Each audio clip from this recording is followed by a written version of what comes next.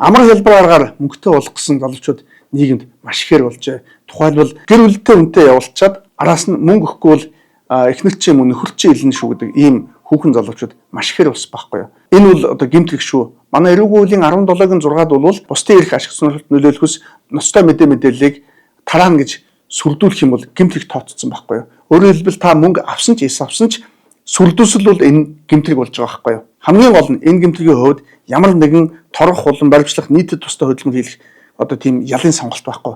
Зөвхөн 2-8 жилийн 20 хал шүү. Энэ үйлдэлийг амьдралынхаа их усруулах юм бол 5-аас 12 жил шүү. Амьдралынхаа их усруулна гэдэг чинь өөрөө 3 буюу түүнээс дээш удаа тодорхой давтамжтай л гэсэн үг байхгүй. Ер нь бол 3 удаа мөнгө нэхэд авцсан байхад бол тэгэл 5-аас 12 жилийн 20 хал дээр унжаана л гэсэн үг. Инхээр бусдыг сүлдүүлэх юм бол тэгэл шууд шорон явна л гэсэн үг шүү дээ. Хогшчдын хувьд бол яг мэдгдлээ гэж бодоход тэгэл эхнэр нөхрөөс уучлалт гуугаал тэгэл амьдрал цаашаа үргэлжлэн шүү дээ. Их л болж дээ тал нь салах сарных асуудал үүснэ. Гагцгүй сүрдүүлсэн хүний хувьд бол шууд шорон шүү. Сонголт байхгүй.